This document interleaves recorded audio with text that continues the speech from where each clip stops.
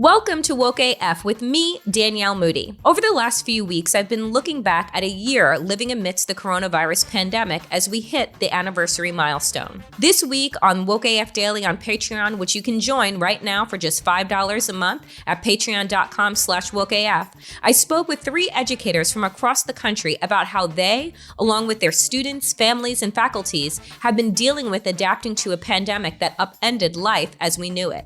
Today, I am sharing part of that 45-minute conversation to give you insight on how educators have had to spring into action to address issues and inequities that existed long before the COVID-19 outbreak. You'll hear from Brian Meeker, a high school biology teacher in Chicago, Illinois, who started his school's GSA and anti-racist groups. You'll hear from Teresa Finucci, Dean of Students for an elementary school in Columbia Heights, Minnesota, and Leona Fowler, a special education instructional support teacher in Queens, New York.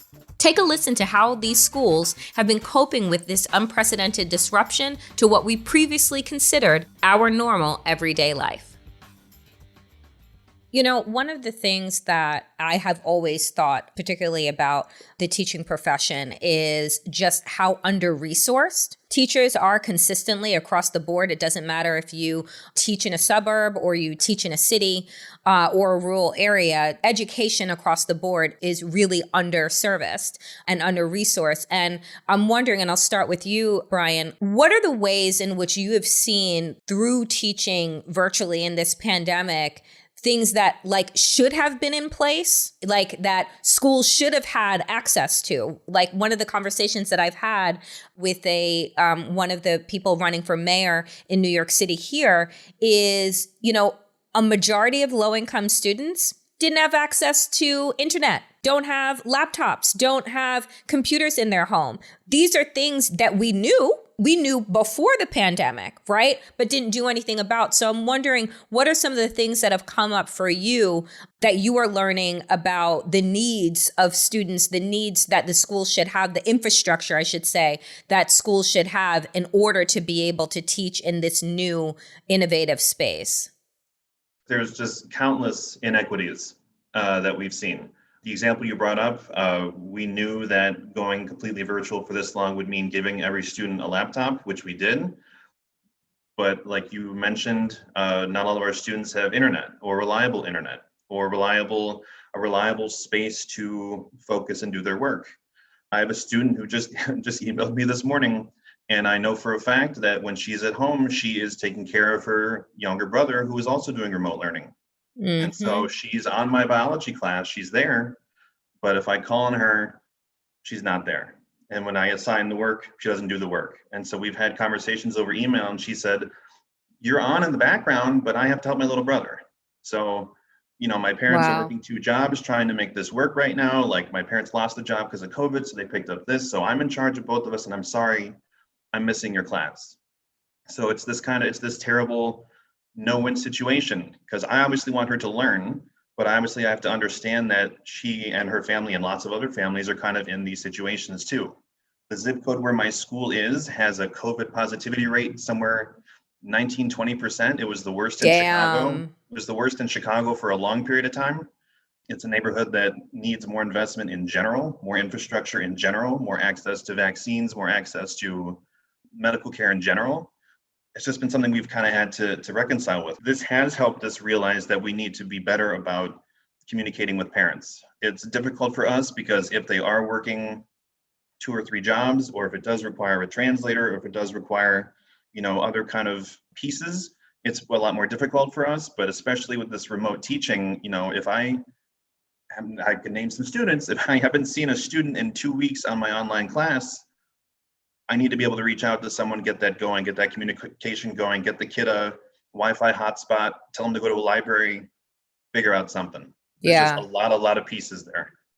Now that we're back and out of the house again like normal people, it's time to take photos of ourselves and our special moments to commemorate this special time in history when we got to leave the house again. And you know who can help you make those photos and those moments even more special? myphoto.com. It's so awesome and easy to use to create an awesome special product for your wall, your shelf, or your friends. They make great gifts. MyPhoto prints your image directly onto acrylic, glass, metal. Go to myphoto.com and check it out. That's myphoto.com. Order today and you'll get 20% off your order, which will arrive in just 5 days. Make your pictures more special than you imagine. Prices start at just $12. Use the code DCP, that's DCP, and get 20% off today at myphoto.com.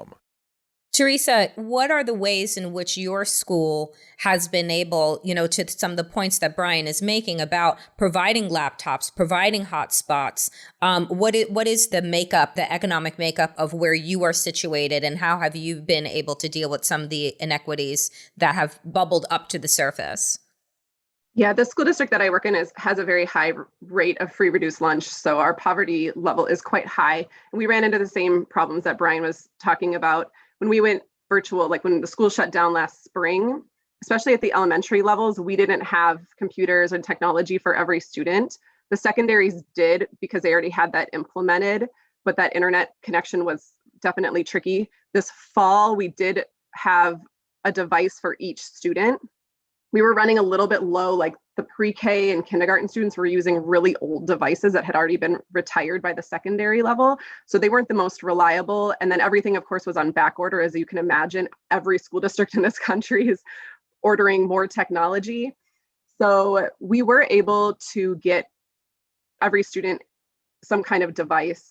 So that was great. And we were able to provide hotspots also. There was a list and there was a delay in getting them. And then there's some tricky things that have to happen there as far as logistics and getting them picked up and all of that. In our school, the social worker and I, especially at the beginning of this year, once we got classes going, we were completely virtual at the beginning of the year. And the social worker and I went and did a ton of home visits, which our school district had implemented home visits a few years ago as like a relationship builder and as a way to connect home and family, but it hadn't been sustainable. So it was really, and I was a big part of that program when it came to our district. So it was really exciting for me to be able to do that again. And we went into so many homes, knocked on doors. Some families are really excited to see us and some are not. Like they're nervous, especially like this administrator popping and knocking on your door unannounced, right? They're like, am I in trouble? Things like that. And really it's meant to be like, how can we support? And sometimes, especially if they've had history with the county and attendance or whatnot, like me showing up, especially as a white woman, is not always good news, right? Yeah. Even if it's coming from a place of support. So being able to kind of navigate that and figure that out was really great for me. And then it was also building that relationship so then they can call like, hey, I need this. So I was able to build those relationships with the families that I don't think I would have been able to make had we just been in like regular school, quote unquote. Yeah. So we've definitely done that. We also have every quarter, we have a supply pickup with new supplies that our district has been able, with the money that we were able to purchase materials with. It's a lot of work for teachers to plan that far in advance to think, what do our students need, a month from now for a quarter? And then we had, a scheduled pickup time, and then any families that weren't able to pick it up, my principal, social worker, and I went around and delivered bags, which again which was a lot of work, but it was also like really nice to get in the community more. And again, knock on those doors, and families that aren't able to pick them up are generally really happy that, that you're making the effort to drop them off. I mean, I have often said, and I'm sure you all can attest to the fact that schools are community hubs, right? Mm-hmm. And they are the source of nutrition, education, safety, so much for the community. And I think that now one of the good side effects of having to have been virtual for so long is the fact that people recognize how much they should appreciate you all. and how much work you do on a regular basis, because now they've been home with their own children 24 hours a day and are just like, oh, so this is actually like a real thing, not just a place that I go to drop my kids off and I hope, that all goes well. So I think that can be a positive side effect. And I like the way that you're saying that you have been engaging more in community. That has been one of, sounds to be a good side effect as well. Leona, I have been wondering for the past year, I've been thinking so much about special education students and wondering how, because, there are a variety of special needs that students have, right? But I remember being in the classroom with my kids and I was thinking, and I've been thinking about them, and I'm like, there's no way that they would have been able to do virtual learning, right? Like learning one-on-one in the classroom or doing pullouts was hard enough. And so how has it been as a special education teacher this time? Tough. Just thinking about inequities, it really exposed a lot in regards to infrastructure and things that just should have been in place. I think even for the students with special needs, this whole aspect of virtual learning or technology just should have never been new. For New York City, it seemed like many of the special educators, especially speaking specifically to us, this was like a brand new world, although in the classroom, we have to use devices. We have to use communication adaptive devices, smart boards so that they can touch screens and all that. We had to use that. The gap was shown when it transferred to home, where that was that disconnect. So I'm glad to hear, Teresa, you guys really made this family effort. I would say like the hardest part has been with the parents.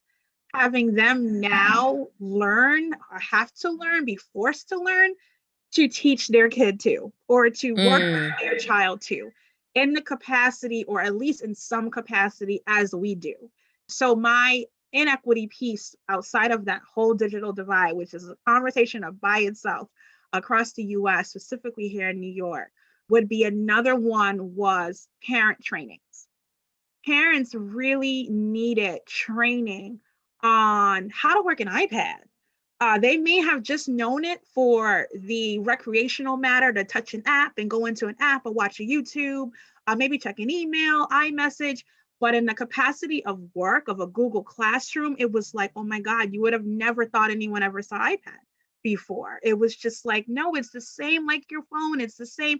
It was a lot. I mean, that's been the stress. Even to this day, we're a year now later into this virtual space, and parents are still struggling.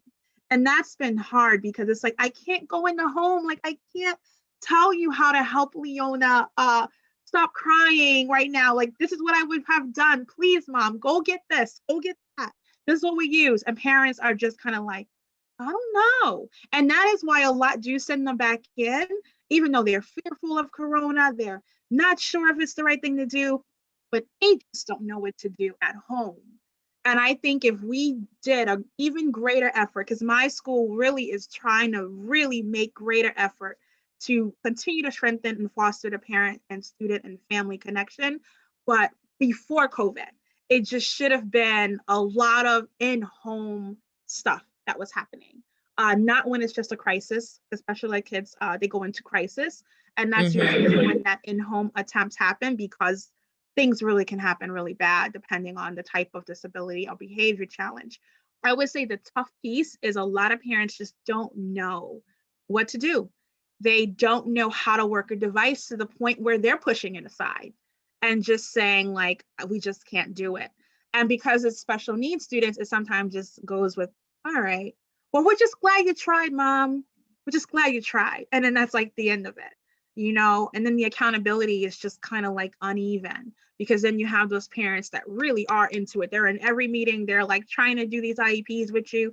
Whatever button you tell them to press, they're like, I see it. Can you hear me now? Okay, I tried it. I did a reset. You have those parents too. So then it's like, you don't want one parent to be able to get away with, I don't know what to do. So I don't even know where the iPad is, Miss Fowler, and then that's it. So that's been a real struggle. And it really showed an inequity to access for parents to the same materials and things that that their child is learning at home. I mean, in the school when they're with us. It really should be a transparency of like, oh yes, when Leona brought that home, she did show me in her Google Classroom, so that when she's now in that the language should just be so even. And it's going to take work because we have English language learners, we have parents from other countries. Like New York City is a huge, one of the largest school districts, right? So it's never easy to try to get every parent to attend a training. But if that was just like a huge rollout or more of a megaphone of a thing we need parents to get on board with, that would be something I rally for. And I too do policy work. I have a degree in policy. So I'm really trying to push, even on a community level, that parents really take advantage of when they see these blasts for training on Google, for training on Zoom, for training on adaptive communication devices. Tackle it, try it out. My roundtable with Leona, Teresa, and Brian was an incredibly deep, insightful discussion, and one that I do hope you will check out in full at patreon.com/wokeaf. We're coming up on our 1-year anniversary of being on Patreon, and I have hundreds more conversations with friends and experts that you can access starting at just $5 a month. And there's more to come every single week, so don't be shy, join Woke AF Nation, and become part of the conversation. Until next week, or when I see you in the comments on Patreon, power to the people, and to all the people power. Get woke and stay woke as fuck.